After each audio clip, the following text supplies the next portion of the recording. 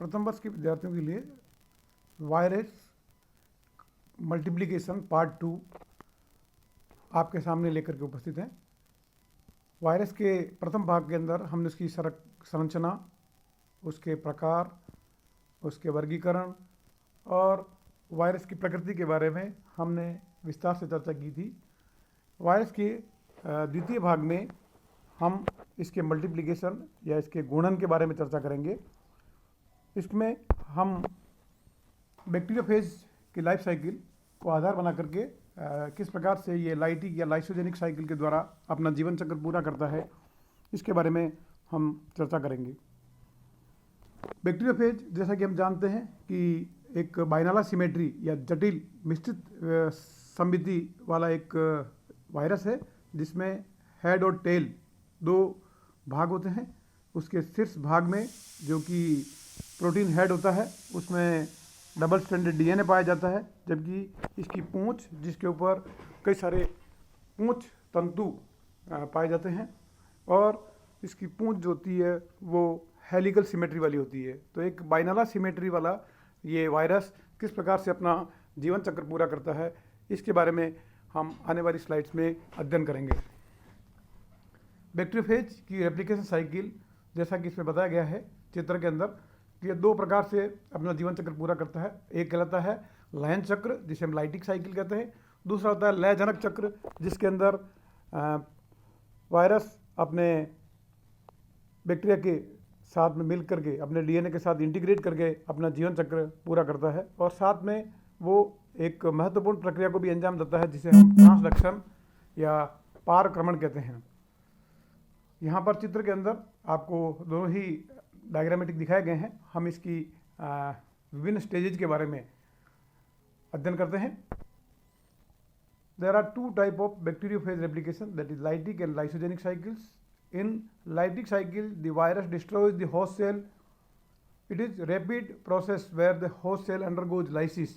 In the lysogenic cycle, the viral genome usually becomes integrated into the host cell. जैसा कि मैंने आपको बताया कि लयन चक्र के अंदर वायरस जो है होस्ट की कोशिका के अंदर घुसता है और उसके डीएनए को मार देता है और अपना मल्टीप्लिकेशन करके बाहर निकल जाता है, जबकि लाइसोजेनिक साइकिल के अंदर वायरस का डीएनए बैक्टीरिया के डीएनए के साथ में इंटीग्रेट कर जाता है। There are 5 steps in lytic cycle. लयन चक्र के अंदर 5 चरण होते हैं। पहला है अटैचमेंट, और जिसको हम कह सकते हैं कि एड्जॉर्प्शन, किस प्रकार से वायरस का पार्टिकल जो है वो बैक्टीरिया की सेल के ऊपर अटैच होता है। इस प्रोसेस में वायरस जो है वो अपने टेल फाइबर की सहायता से होस्ट की कोशिका के ऊपर या बैक्टीरिया की कोशिका के ऊपर अपने अटैचमेंट बना करके और उसके ऊपर चिपक जाता है, और इस टेल फाइबर की सहायता से वो जीवाणु की कोशिका के ऊपर अपना एक आधार बना करके वहाँ पर एब्जॉर्ब कर लेता है अपने आप को। Second step, that is penetration, या किस प्रकार से उसके अंदर वो जीवाणु कोशिका में छेद करता है, अंदर अपना डीएनए पहुंचाता है। इस प्रोसेस को हम पेनिट्रेशन या भेदन कहते हैं। द होल वायरस और only genetic material will be penetrate into the cell cytoplasm. सामान्यतः जीवाणु की कोशिका के अंदर केवल उसका डीएनए ही अंदर प्रवेश करता है और उसका कोड जो है वो बाहर की ओर रह जाता है। इसमें पेनिट्रेशन के अंदर जीवाणु की कोशिका के अंदर छेद करने के लिए जीवाणु के कोशिका भित्ति को गलाने के लिए या तो वो लाइसोजाइम का इस्तेमाल करता है, या उसके पास में जो है टेल के अंदर, उसकी पूंछ के अंदर एक टेल फाइबर होती है, टेल शीथ होती है, उस शीथ को कॉन्ट्रैक्ट करके और वो जीवाणु की कोशिका के अंदर बोरिंग के माध्यम से उसमें अंदर छेद कर देता है और अपना डीएनए अंदर की तरफ उसमें इंटीग्रेट कर देता है। ये प्रोसेस यहाँ पर दिखाया गया है किस प्रकार से आप देख रहे हैं। पहले जीवाणु की कोशिका के ऊपर आकर के वो लैंड करता है, अपनी एड्जॉर्प्शन बनाता है, टेल फाइबर की सहायता से पिनिंग करता है, और फिर टेल को कॉन्ट्रैक्ट करके ये जीवाणु की कोशिका के अंदर जो है एक छेद बनाता है यहाँ पर, और छेद बनाने के बाद में ये डीएनए को अपने उसमें इंजेक्ट कर देता है। तो ये टेल कॉन्ट्रैक्शन के द्वारा, जिसको हम कह सकते हैं कि जो इसकी शीथ के कॉन्ट्रैक्शन के द्वारा जीवाणु भोजी अपनी हेड में से उपस्थित डबल स्ट्रैंडेड डीएनए को बैक्टीरिया की कोशिका के अंदर की ओर प्रवेश करा देता है। रेप्लिकेशन एंड सिंथेसिस, जब बैक्टीरिया की कोशिका के अंदर वायरस अपना डीएनए घुसा देता है, घुसाने के बाद वायरस का डीएनए बैक्टीरिया की कोशिका के डीएनए को मार देता है और उसके सेल साइटोप्लाज्म को काम में लेते हुए अपने प्रोटीन का निर्माण करता है, अपने प्रोटीन कोट बनाता है, टेल बनाता है, टेल फाइबर बनाता है और अपने डीएनए का मल्टीप्लिकेशन करता है और अपनी जो भी आवश्यकताएं हैं जो कि उसको मल्टीप्लिकेशन के लिए ज़रूरी है, वो सारे निर्माण का काम वो इस थर्ड स्टेज के अंदर करता है। जब ये सारा काम पूरा हो जाता है तो चौथे स्टेज के अंदर उसमें असेंबली, जिसके हम कहते हैं कि जो सारे के सारे डीएनए के पार्टिकल्स का निर्माण हो जाता है, जिसके अंदर प्रोटीन का कोट आपस में एक दूसरे से जुड़ जाता है, डीएनए उसके अंदर चला जाता है और एक असेंबली के रूप में हम कह सकते हैं कि एक विरियन के रूप में पूरी असेंबली जो लगभग 200 वायरस की होती है, वो पूरी की पूरी बैक्टीरिया की कोशिका के अंदर तैयार हो जाती है। अंतिम स्टेप में, जिसको हम रिलीज कहते हैं, जब ये 200 की असेंबली तैयार हो जाती है तो ये एक विशेष प्रकार का एंजाइम निर्माण करती है जिसे हम लाइसोजाइम कहते हैं और लाइसोजाइम की सहायता से ये जीवाणु की कोशिका को तोड़ करके बाहर निकल आता है। 200 ही वायरस के पार्टिकल वो एनवायरनमेंट के अंदर रिलीज हो जाते हैं और वो सारे के सारे नए बैक्टीरिया की कोशिका के ऊपर जाकर के अटैच होते हैं और अटैच होने के साथ ही वो नए इन्फेक्शन की साइकिल का शुरुआत करते हैं। ये वायरस की लाइटिक साइकिल कहलाती है। इसके अंदर आपको डायग्रामेटिक भी दिखाया गया है किस प्रकार से फर्स्ट स्टेज में अटैचमेंट की प्रक्रिया हुई, फिर अपने डीएनए का इंटीग्रेशन किया इसने यहाँ पर, और थर्ड स्टेज के अंदर यहाँ पर डीएनए के जो टुकड़े उनका निर्माण किया, उसकी पूंछ बनाई, उसने उसका हेड बनाया और हेड बनाने के बाद में लास्ट स्टेज के अंदर जिसमें असेंबली की उसने अपने अपने पार्टिकल सारे उसमें अंदर तैयार कर लिए और लगभग जब 200 के पार्टिकल्स तैयार हो गए तो बैक्टीरिया की कोशिका को तोड़ करके ये सारे वायरस के पार्टिकल्स बाहर की ओर निकल गए और नए इन्फेक्शन के लिए तैयार हो गए। ये इसकी लाइटिक साइकिल कहलाती है। दूसरी साइकिल जिसको हम लाइसोजेनिक साइकिल कहते हैं, lysogenic cycle, the infection will enter a latent period, the host cell will not killed in this process. जैसा कि मैंने आपको बताया, इस प्रोसेस में वायरस बैक्टीरिया की कोशिका को मारता नहीं है। पहला प्रोसेस जिसके अंदर एब्जॉर्प्शन करता है, जीवाणु की कोशिका के ऊपर आकर के वायरस का पार्टिकल आकर के अटैच हो जाता है। अटैच होने के साथ ही उसके अंदर एक पेनिट्रेशन के द्वारा छेद करता है और छेद करने के साथ ही उस प्रोसेस में अंदर की ओर डीएनए अपना एंटर करा देता है और एंटर कराने के साथ ही एक डीएनए का, वायरस का डीएनए और बैक्टीरिया का डीएनए आपस में एक दूसरे से जुड़ जाते हैं और एक प्रोफेग का निर्माण कर देता है। इसमें ये एक साझा कार्यक्रम में रहता है जिसके अंदर वो जीवाणु की कोशिका को मारता नहीं है और वो उसको यही विश्वास के साथ रहता है कि हम दोनों एक दूसरे के साथ रहेंगे और वायरस चतुराई से अपने डीएनए का मल्टीप्लिकेशन वायरस के डीएनए के मल्टीप्लिकेशन के साथ करता रहता है और ये साइकिल लंबा चलता रहता है। लेकिन कुछ एक्सटर्नल कंडीशंस जैसे यूवी लाइट, एक्सरेज या कुछ समय के बाद में विभिन्न परिस्थितियों को जहाँ पर वायरस का डीएनए को बैक्टीरिया के डीएनए से बाहर निकलने का मौका मिल जाता है, वो तुरंत उसे रीइंटीग्रेट करता है, बाहर निकलता है। बाहर निकलने के साथ ही वो बैक्टीरिया के डीएनए को मार देता है और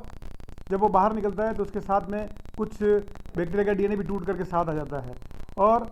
ये पुनः लयजनक चक्र में प्रवेश कर जाता है, जिसको लयजनक चक्र का अर्थ ये है कि जो एक बार वो प्रोफेग बनाएगा, अपना मल्टीप्लिकेशन जीवाणु की कोशिका के साथ करेगा और कुछ समय के बाद में परिस्थितिवश ये जीवाणु की कोशिका से बाहर निकल आएगा और लयन चक्र में प्रवेश कर जाता है। और वही प्रक्रिया जिसके अंदर आप इसमें देख रहे हैं, लाइसोजेनिक साइकिल के अंदर पहले अटैचमेंट हुआ और इस अटैचमेंट के बाद में इसके अंदर जो है बैक्टीरिया का डीएनए और वायरस का डीएनए दोनों अब एक दूसरे में इंटीग्रेट करके प्रोफेग का निर्माण किया और ये वायरस के डीएनए का मल्टीप्लिकेशन बैक्टीरिया के डीएनए के मल्टीप्लिकेशन के साथ होता रहा तो काफ़ी मात्रा में ये अपनी कॉपीज बनाता रहता है और जो ही कोई परिस्थिति ऐसी आती है तो वो इस वायरस के डीएनए का रीइंटीग्रेशन हो जाता है, ये बाहर निकल आता है और पुनः लाइन चक्र के द्वारा वो अपनी काफ़ी संख्या में कॉपी का निर्माण करता है और निर्माण करके वो वापस अपनी असेंबली करता है। असेंबली करने के साथ ही वो बैक्टीरिया की कोशिका को तोड़ करके लगभग 200 की संख्या के अंदर जो है वो बैक्टीरिया की कोशिका से टूट करके बाहर आ जाता है। लेकिन जो लाइन चक्र के अंदर वो जैसा डीएनए प्रवेश किया था वैसा का वैसा डीएनए वायरस के अंदर लग करके आता है, लेकिन लाइसोजेनिक साइकिल के अंदर ये कुछ अलग होता है। अलग इसलिए होता है क्योंकि ये जो बैक्टीरिया के डीएनए के साथ में रहता है तो ये अपने डीएनए के साथ में कुछ बैक्टीरिया का डीएनए साथ तोड़ करके ले आता है, और जब ये दूसरे बैक्टीरिया की कोशिका के अंदर प्रवेश करता है तो पहले बैक्टीरिया से जो डीएनए लेकर के आता है वो दूसरे बैक्टीरिया में ले जा करके घुसा देता है। इसे हम रिकॉम्बिनेशन कहते हैं। और जीवाणु के मल्टीप्लिकेशन के अंदर या जीवाणु के रिप्रोडक्शन के अंदर, जिसे हम कहते हैं जेनेटिक रिकॉम्बिनेशन, जब भी पढ़ते हैं हम तो वहाँ पर हम पारक्रमण पढ़ते हैं, जिसको हम ट्रांसडक्शन कहते हैं। और ट्रांसडक्शन का अर्थ होता है कि जीवाणु भोजी के माध्यम से जीवाणु की एक कोशिका से दूसरी कोशिका में डीएनए का स्थानांतरण पारक्रमण कहलाता है, और वायरस की लाइसोजेनिक साइकिल इसी प्रक्रिया को समझाती है। तो इस लाइसोजेनिक साइकिल के माध्यम से हम पारक्रमण को भी समझ सकते हैं। तो पारक्रमण एक ऐसा प्रोसेस है जिसके अंदर जीवाणु भोजी एक माध्यम होता है और बैक्टीरिया का डीएनए एक कोशिका से दूसरी कोशिका में ट्रांसफर हो जाता है और नए रिकॉम्बिनेंट्स का निर्माण इसमें होता है। तो इसलिए इसको हम पारक्रमण भी कहते हैं। और लाइसोजेनिक साइकिल एक टूल के रूप में इस्तेमाल की जाती है जीवाणु के रिकॉम्बिनेशन के अंदर। वायरस लाइक एजेंट्स, हमने पहले वायरस के बारे में जानकारी प्राप्त की। वायरस की एक जो असेंबली होती है उसको हम विरियन कहते हैं, लेकिन कुछ वायरस के समान ही कुछ ऐसे स्ट्रक्चर और पाए जाते हैं जिन्हें हम वायरोइड्स और प्रायोन्स कहते हैं। वायरोइड्स क्या है, प्रायोन्स क्या है, इसके बारे में भी हम थोड़ी सी जानकारी प्राप्त करते हैं, क्योंकि वायरस जो है वो स्मॉलेस्ट लिविंग और नॉन लिविंग माइक्रोब है, लेकिन इससे भी कुछ छोटे इन्फेक्शियस एजेंट्स और आइडेंटिफाई किए गए हैं जिसे हम वायरोइड्स एंड प्रायोन्स कहते हैं, जो कि एनिमल्स और प्लांट्स के अंदर कुछ डिजीज के कारक होते हैं। वायरोइड्स 1961 के अंदर पोटैटोज के अंदर इसको खोजा गया था। ये एजेंट जो पोटैटो के अंदर डिजीज का निर्माण करता है, इसे हम वायरोइड कहते हैं। वायरोइड जो कि वायरस से भी छोटा होता है, लेकिन इसमें प्रोटीन कोड का अभाव होता है, और हम कह सकते हैं ये केवल छोटे आरएनए पार्टिकल होते हैं जो कि प्लांट्स के अंदर डिजीज करते हैं और उसके एमआरएनए प्रोसेसिंग के अंदर इंटरफेरेंस का काम करते हैं। इसीलिए viroid are the small RNA structure without protein code and causing many important diseases in plants. Another structure that is prion. Prions are also the infectious particle made up of proteins.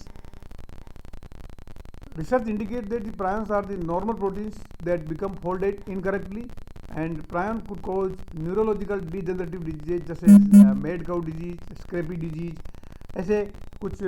रोगों का कारक जो है भेड़ों के अंदर जैसे scrapie disease जो है वो करता है, और ये इसी कारण से प्रायोन्स की खोज हुई थी। लेकिन इसमें कहा जाता है कि जो है प्रोटीन जो है वो केवल ये प्रायोन जो है वो प्रोटीन का ही बना होता है, और always it is known that proteins are not infectious. और फर्दर रिसर्च के अंदर ये पाया गया है कि ये बहुत ही छोटे स्मॉल स्ट्रक्चर होते हैं जो कि प्रोटीन के बने होते हैं, लेकिन इनके अंदर बहुत ही टाइटली आरएनए बाइंड होता है और वो ही इन्फेक्शन का कारण होता है, जिसके बारे में और आगे रिसर्च जारी है। तो प्रायोन्स, वायरोइड्स, वायरोन एंड वायरसेज, ये इस वायरस के टॉपिक के अंदर अलग अलग नामों से संरचनाओं का वर्णन पढ़ा जाता है, लेकिन ये सारे जो स्ट्रक्चर्स हैं ये अलग अलग कंटेस्ट के अंदर इनको समझने की कोशिश हमने इन दोनों ही अध्यायों के अंदर, दोनों ही लेक्चर्स के अंदर की है। मैं समझता हूँ कि विद्यार्थियों के लिए ये एक अच्छी अपॉर्चुनिटी है कि वो वायरस के जीवन चक्र को बैक्टीरिया के रिकॉम्बिनेशन के साथ में भी पढ़ते हैं, और वायरस के मल्टीप्लिकेशन के अंदर जिस प्रकार से हमने लाइटिक और लाइसोजेनिक साइकिल के बारे में यहाँ पर विवेचना की है उसको आप चित्र के माध्यम से भी आप समझ सकते हैं। और मुख्य रूप से इसके अंदर जो 5 स्टेजेज हैं, adsorption, penetration, then replication, then fourth is assembly and fifth that is lysis. ये 5 चरणों के अंदर हम पूरी लाइटिक साइकिल को डायग्राम के आधार पर समझकर हम आराम से उसको जो है परीक्षा के अंदर वर्णन लिख सकते हैं। और लाइसोजेनिक साइकिल जहाँ पे भी आती है वहाँ लाइसोजेनिक साइकिल के अंदर एक प्रोफेग वाली कंडीशन को दिखाना पड़ता है, जिसमें वायरस का डीएनए बैक्टीरिया के डीएनए के साथ इंटीग्रेट कर जाता है, और इंटीग्रेट करने के साथ में कुछ समय मल्टीप्लिकेशन करता है, और मल्टीप्लिकेशन करने के बाद में जो उसका आगे का तरीका है जिसके अंदर वो बैक्टीरिया की सेल को तोड़ करके बाहर निकलता है, उसमें वही लैन चक्र वाला जो है चक्र आता है, जिसके द्वारा हम उस साइकिल को भी आराम से अपने एग्जाम के दौरान उत्तर लिखने में काम में ले सकते हैं। तो यहाँ पर लाइटिक साइकिल और लाइसोजेनिक साइकिल दोनों ही इस पूरे लेक्चर के माध्यम से समझ करके लिखी जा सकती है। धन्यवाद।